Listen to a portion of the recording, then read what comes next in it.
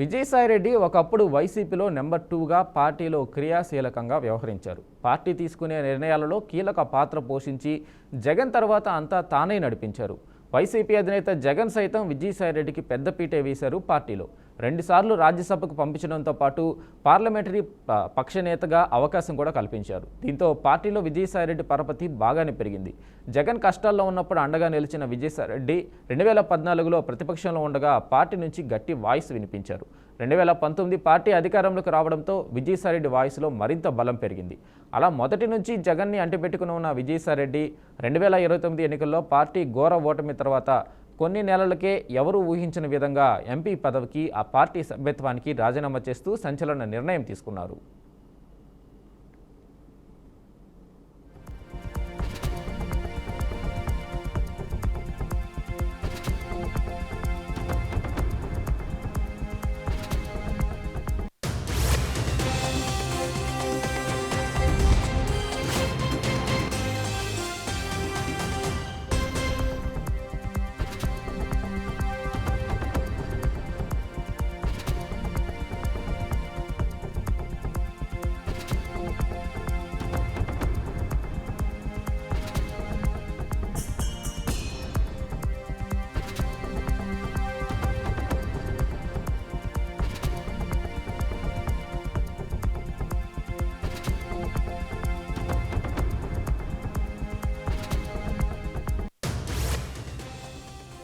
AP నుంచి రాజ్యసభలో clean sweep చేసిన వైసీపీ పార్టీ ఓటమి తర్వాత ఒక్కొక్కరుగా రాజీనామా చేస్తూ 3 ఎంపీలు పార్టీలో మారారు.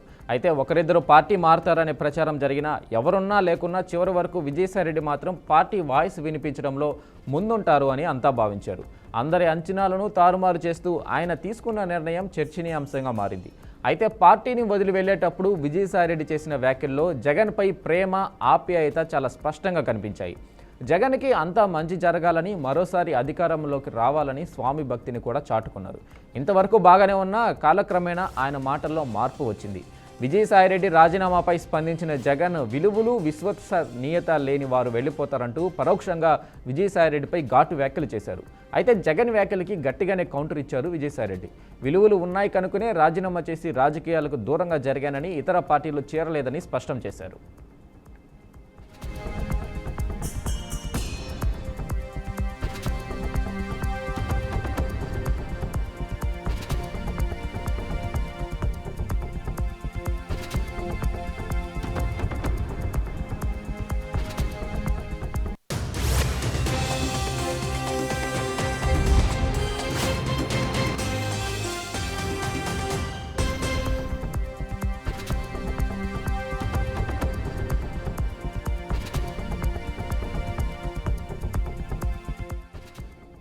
ఇది ఇలా ఉంటే జగన్ చుట్టూ కోటరీ ఉందని, ఆ కోటరీ వల్లనే తాను దూరం అయ్యానని కీలక వ్యాఖ్యలు చేశారు విజయసాయిరెడ్డి. దీనిపై మాజీ మంత్రి అమర్నాథ్ స్పందిస్తూ ఒకప్పుడు పార్టీలో కీలకంగా వ్యవహరించిన ఆయన పార్టీ నుంచి వెళ్ళాక కోటరీ గురించి మాట్లాడుతున్నారని, జగన్ కోటరీ ప్రజలు మాత్రమేనని కౌంటర్ వేశారు. ఇలా విజయసాయిరెడ్డి వర్సెస్ వైసీపీ అన్నట్లు ఏపీలో రాజకీయాలు ఆసక్తిగా మారాయి.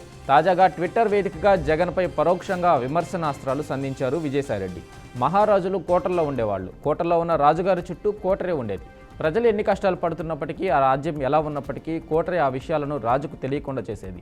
దాంతో రాజు పోయేవాడు, రాజ్యం కూడా పోయేది. కోటలో రాజుగారు బాగుండాలంటే సామాన్య ప్రజల్లోకి వచ్చి ఏం జరుగుతుందో తెలుసుకోవాలి, ప్రజల మనసెరిగి వారి ఆకాంక్షలు అర్థం చేసుకోవాలి. లేదంటే కోటరీ వదలదు, కోట కూడా మిగలదు. ప్రజాస్వామ్యంలో అయినా జరిగేది ఇదే అని విజయసాయిరెడ్డి ట్వీట్ చేశారు. ఇప్పుడు ఈ ట్వీట్పై రాజకీయ వర్గాల్లో తీవ్ర చర్చ జరుగుతుంది.